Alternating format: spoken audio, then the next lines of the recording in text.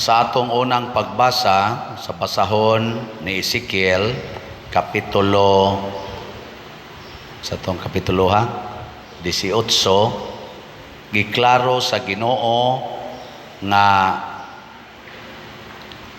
ang tao basta magbuhat og sala mamatay niya, ang makasasala basta magbuhat og matarong maluwas. Sige, linya imong tupad, inakarong buntag kung sa imong gibuhat, maayo o dautan.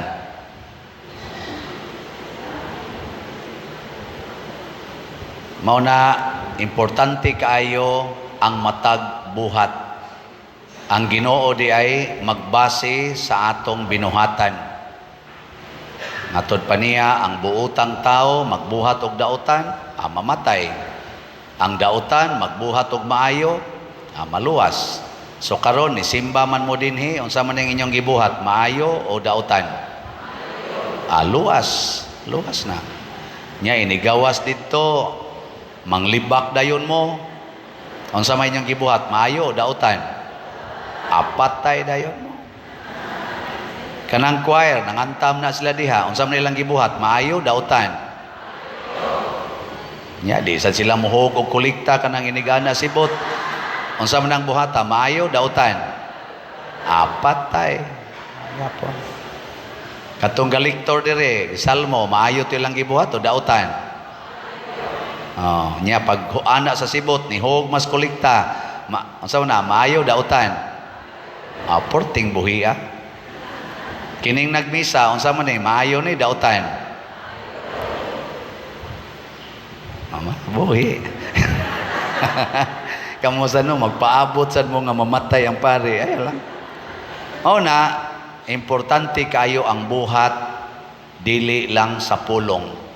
Kay daghan kay nato, maayo lang kita sa pulong, dili din na makaluwas. Sama anang inig bunyag. Bunyag din ba? Kugos ug bata nya pangutanon des pare, isalikway ba ninyo si Satanas? Naman na kanang renewal sa bunyag ba? Adi ang primero di ang pangutana, isalikway ba ninyo ang sala? Ang sa itubag? May kay mo mutubag na nya ini pangutana nako, unsa mo kinasal mo dili. Isalikway ang sala pero gasigig puyo-puyo nya unsa na, maluwas na dili. Dili ay. Inikasal dinhi sa kasakit og sa kalipay, sa kahamugaway og sa kapitos, sa sakit og sa maayong panglawas, hangtod ang kamatayon mobulag kanato. Di ba nindot kayo no? Nga karon na nagbuwag na. Sa maluwas pa na sila dili. Patay kanang nakigbuwag sa bana, nakigbuwag sa asawa, patay na. Din ana maluwas. Anong iyong kong tutukan? Ikaw niya sa may buhaton pa din nga nagkabuwag naman may pagbasol, paghinulsol. Lord, pasaylo ako nga naka-desisyon kong makigbuwag karon makiguli na ko niya, Lord.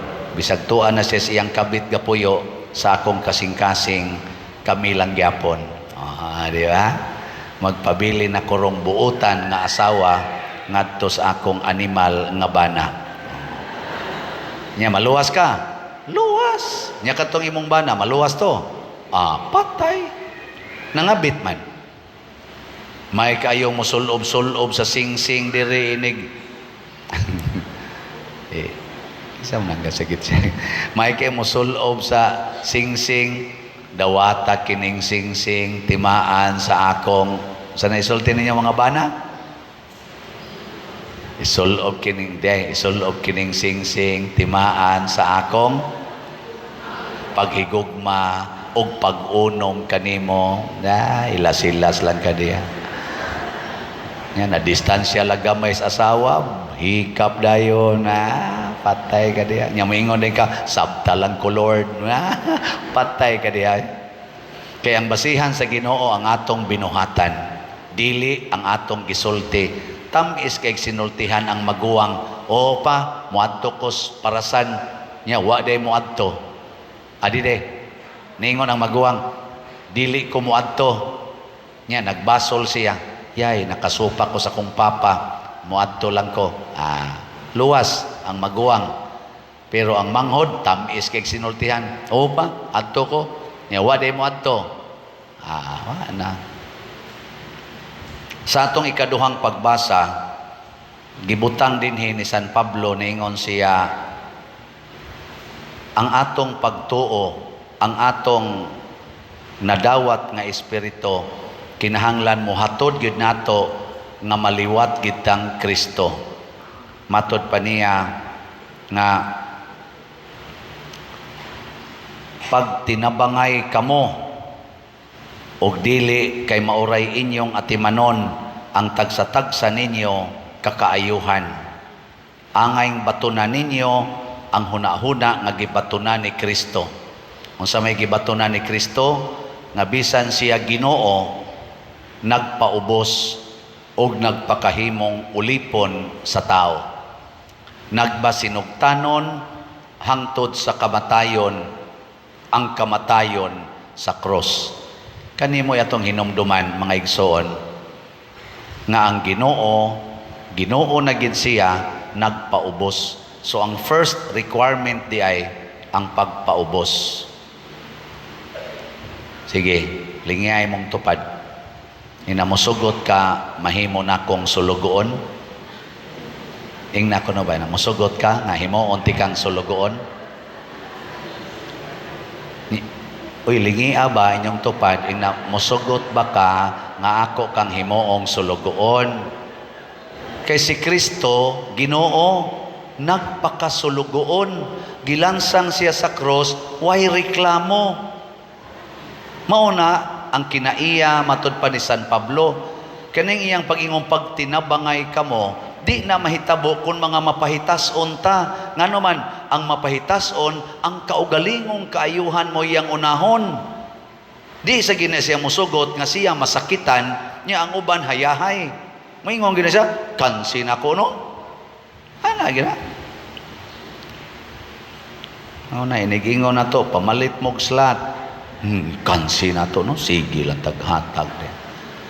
Una, wag na nato sa tong prinsipyo, alkansi na ako. Ang ato, basta makapanghatag ta, ginansya gina.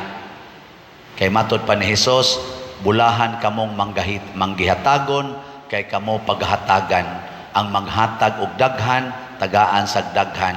Ang manghatag og daghan pagayod, tagaan pagyog daghan pa, dili na niya maato. Mag-awas-awas o dili na niya mahakgom ang gidaghanon. Ana, ngilingay mong tupad, napila na kaslat imong napalit. Di ba? Wa kayong palit. Sige, tagaan tabog update sa atong mga slots ha, kay basig malibog na mo ani karon. So sa atong slots, duha ni ka klase na tay gitawag og donation slot, naa sa tay gitawag og investment slot. So sa donation slots, duha ni kabuok ang atong holy pads, holiness, peace, and divine salvation para ni sa retreat sa mga pari, National Retreat of Priests karong November 7 to 9. Nya 100,000 ni ka-slots ang atong gibaligya, tag 100 pesos. As of yesterday, nahalina na taog 39,748 ka-slots. Pakpak. Nindot ana. Nya sa ato sang special slot para sa atong pista sa segunda patron, kining atong Santo Rosario, berhin sa Santo Rosario, karong October 5 to 14. Magsugod na ta karong Huwebes. Kita mo dias gawas na nanay mga blue nga mga banderitas o flaglets diha para na sa atong kasaulugan.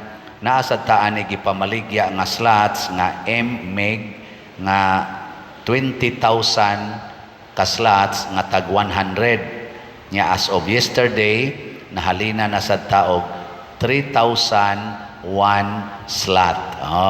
Pakpak. Lang na anay halin.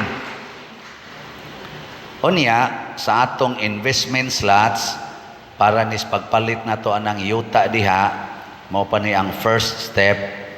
Naatay special investment slot nga Divine Solutions and Prosperity or DSAP, tag 500,000 per slot.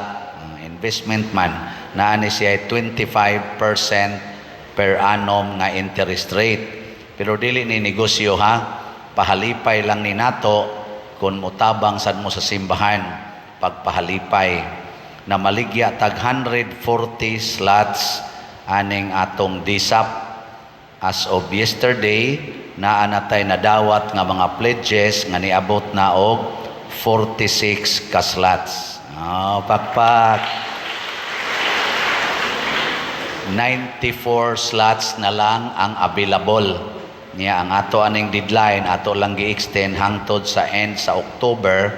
Ay daghan mang niingon nga, Father, month of October na lang may makahatag mga pledges. So hangtod sa month of December o October 31. Unya sa 46 pledges, doon na natay nadawat nga girimit nga pledges nga 25 slots. Di ba? Pakpak. Mao ni atong pangandoy. Nya karong buwan na unta, ato na unta ning mabayran. Nay nangutana nako, Father, og kanang slot nga among gi-invest o moabot na nag duha ka tuig may atong tagal og moabot nag duha ka tuig, unsa man na kanang unsa toy tawag ana, compounded ang interest computation, amo sa nang gitubag sa atong investment agreement, compounded. Sa unyag among kuhaon og mo invest mig duha ka slots nya ang katunga among kuhaon, ang katunga among ipalit og kulumbari. Okay ra? Okay gyapon. Nya kuhaon na mo before me moabot sa 1 year. Among ibalhin og kulumbari. Na pa mi madawat nga interest. Ang inyong 500,000 i-convert na og 10 kolumbaris nga tag 50 nya og pilay interest nga na-compute, i-remit ihatag pud na ninyo.